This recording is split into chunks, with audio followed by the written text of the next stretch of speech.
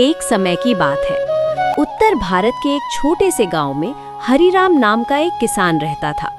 उसके पास ज्यादा जमीन नहीं थी, लेकिन वो ईमानदार और मेहनती आदमी था। उसके परिवार में उसकी पत्नी धर्मावती और एक बेटा मोहन था। मोहन सीधा साधा था और थोड़ा भोला भी था। वो जल्दी किसी की बातों में आ जाता था। हरिराम को हमेशा इस बात की चिंता रहती थी।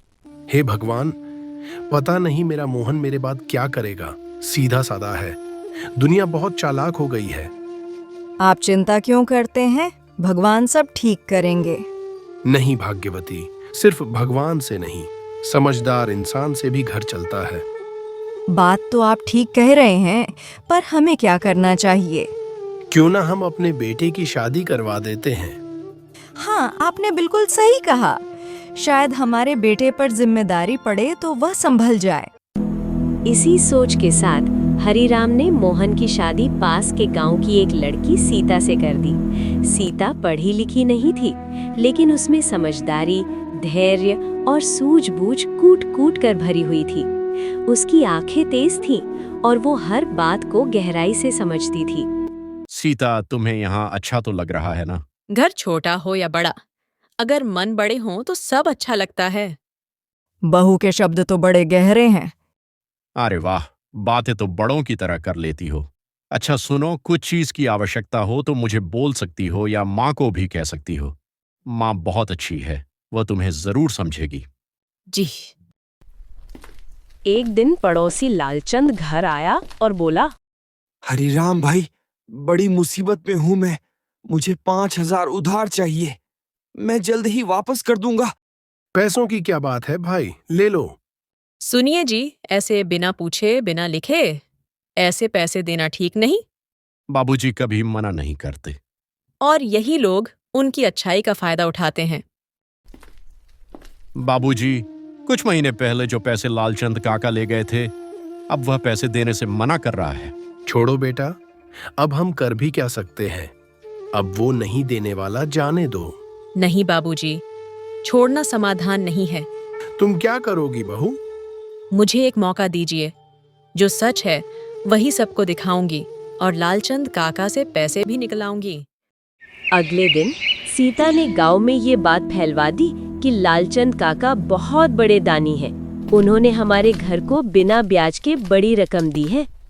सुना है लालचंद बहुत दानी है। कब? किसने कहा? मैंने। आपने हमारे घर को बिना ब्याज पैसे दिए, ये तो बहुत बड़ी बात है ना। अगर पैसे नहीं लौटाए तो इज्जत जाएगी। कुछ दिन बाद लालचंद हरिराम के पास आया और बोला, हरिराम भाई, ये आपके पैसे? माफ करना। ये कैसे हुआ? इज्जत का डर बाबूजी, जो कि पैसों से बड़ा होता है। बस इसी कारण लालचंद काका ने पैसे लौटाए हैं। वाह बहू, तू तो बहुत चालाक है। बाबूजी, गांव में सूखा पड़ने के कारण फसल खराब हो गई है। सभी लोग साहूकार से कर्ज ले रहे हैं। लगता है हमें भी कर्ज लेना पड़ेगा। सुनिए जी, कर्ज हमारा आखिरी रास्ता होना चाहिए। अगर कर्ज लिया तो ये जंजीर बन जाएगी। हमें कोई और रास्ता निकालना होगा। तो फिर क्या करें बहू? हम घर के पीछे खाली पड़ी जमीन पर सब्जी उगाए, कम पानी में उगने वाली फसल बोएंगे और सीधे हाट में बेचेंगे। मेहनत ज्यादा होगी लेकिन आजादी रहेगी। तुम्हें खेती आती है? नहीं, लेकिन सीख लूंगी। सीता खुद सुबह शाम खेत में जाती, सब्जी उगाने की विधि सीखती, पानी की सही मात्रा तय करती।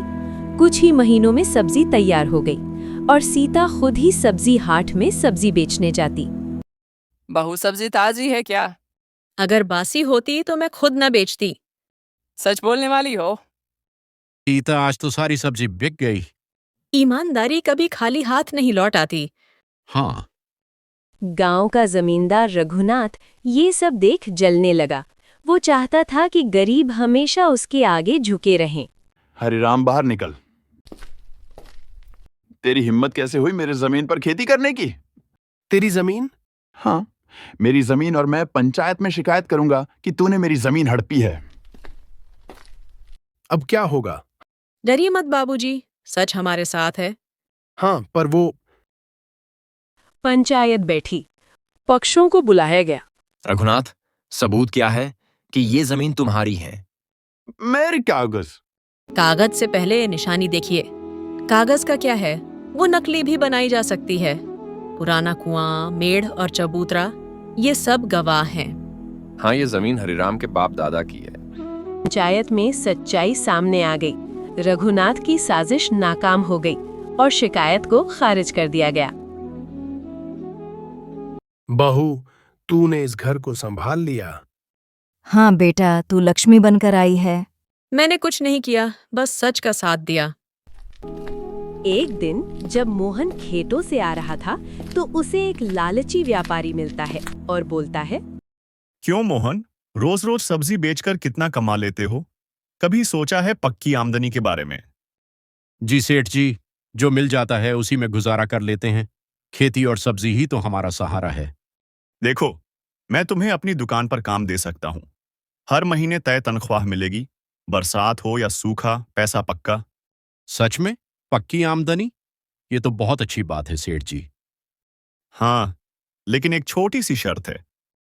शर्त? कैसी शर्त? तुम अपनी उगाई हुई सब्जी हमेशा मुझे ही दोगे, और वो भी बाजार से सस्ते दाम पर। बाहर कहीं नहीं बेचोगे। लेकिन सेठ जी, अगर दाम कम मिलेंगे तो हमारे घर का खर्च कैसे चलेगा? अरे, तनख्वाह तो मिल ही रही है ना।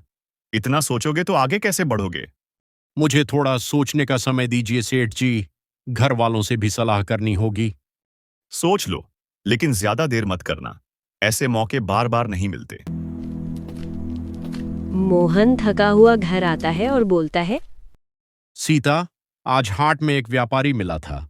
कह रहा था कि अगर मैं उसकी दुकान पर काम करूं तो हर महीने पक्की आमदनी होगी, लेकिन शर्त यह है कि हमें अपनी सब्जी उसी को सस्ते में देनी पड़ेगी। और मुनाफा वहीं रखेगा? हाँ, लेकिन पैसे पक्के मिलेंगे। सुनिए जी, पक्की आमदनी का लालच सबसे खतरनाक होता है। आज हम उसके भरोसे चलेंगे, कल वह हमें अपनी शर्तों पर नचाएगा।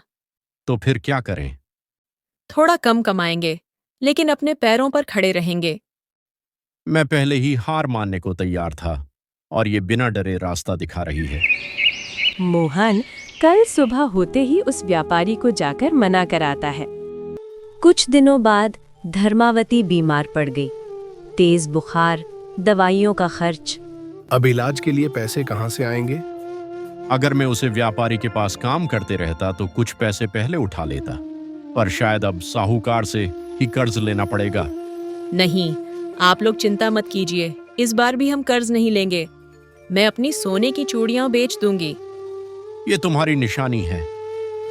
निशानी जिंदगी से बड़ी नहीं होती। माँ ठीक होंगी, वही असली गहना है, और गहने तो कल भी आ जाएंगे। सीता ने अपने गहने बेचकर धर्मावती का इलाज करवाया और निस्वार्थ भाव से सेवा भी करती। जल्द ही धर्मावती ठीक हो गई। बहू, तू तो सच में बेटी बन गई। आज समझ आया, बुद्धि ही असली ताकत है। समझदारी, ईमानदारी और हिम्मत, ये तीनों साथ हों तो कोई भी मुश्किल बड़ी नहीं रहती। हाँ बहू, तूने बिल्कुल सही कहा।